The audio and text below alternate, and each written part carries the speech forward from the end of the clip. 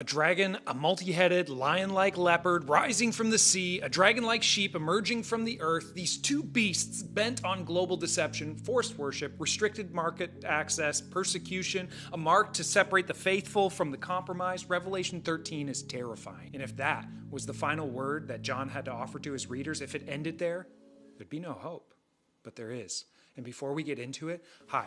My name's Corey, and this is redeemeronlinechurch, and it's my mission to help you understand and practice the Christian faith, regardless of your church attendance. And if that's something you're interested in, hit that subscribe button. On this channel, we've been going through the book of Revelation together because when life gets chaotic, Christians often run to this book looking for apocalyptic answers to their chaos-induced questions. But if we're going to understand what it might mean for us, we have to first wrap our heads around what it meant to the original readers. So, Revelation 13 was terrifying. But 14 begins on a completely different note. Then I looked, and there before me was the Lamb, standing on Mount Zion, and with him 144,000 who had his name and his Father's name written on their foreheads. Now, why does this part of the vision matter, jumping in here? Well, John's original readers lived under the brutal power of Rome. Many had seen their loved ones imprisoned or tortured or killed for the faith. To them, the beasts of Revelation 13 weren't predictions. They were present realities, symbols of corrupt empires and false religion, bent on erasing their movement. And to any reasonable person living then, it seemed like the beasts were winning. Their hope was slipping away. And so John gives them this counter vision, a vision rooted in an ancient text from their religious history. The nations rage, the kings of the earth conspire against the Lord, but he who sits in heaven laughs. See, despite the chaos, the Lamb stands victorious, a direct challenge to the beasts. The image of Jesus is triumphant, standing on the home turf mountain, even as the dragon rages. This isn't a picture of defeat. This is a vision of victory. And that Lamb isn't alone.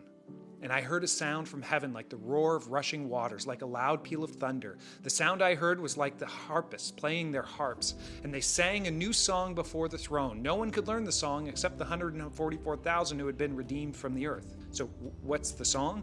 Well, I don't imagine it's a soft worship ballad. I like to picture that it's like the haka, the song performed by the All Blacks of the New Zealand rugby team before a game. It's not the kind of song you sing. It's a song you declare, the kind that everyone who hears it can feel in their bones. And then John gives more details about this elite group of warriors. These are those who did not defile themselves with women, for they remained virgins. Now, that phrase kind of sounds odd to our modern ears, but John's actually employing a military reference here. In Israel's history, soldiers preparing for war would abstain from sex. It was a ritual that symbolized that the battle ahead of them was a holy one.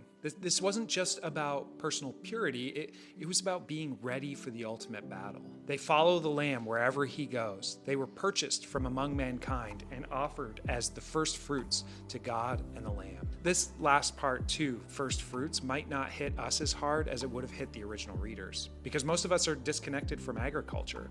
In the ancient world though, the first crops of a harvest were brought to the temple as an offering, and then there'd be this community celebration in anticipation of the rest of the harvest that was going to come in. The first fruits were like a promise, a guarantee that a much larger harvest was coming. This group, the 144,000, they're not the whole harvest. They're just the first crop. They're the first to suffer, yes, the first to endure, the first to pass through the fire, but they won't be the last.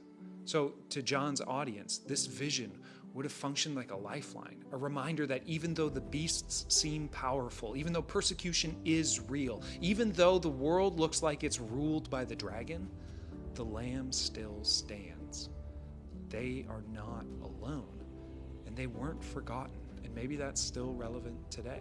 I mean, we still live in a world that often feels ruled by beasts. Political chaos, corruption, deception, religious abuse, scandals, power being used for control rather than for healing or helping.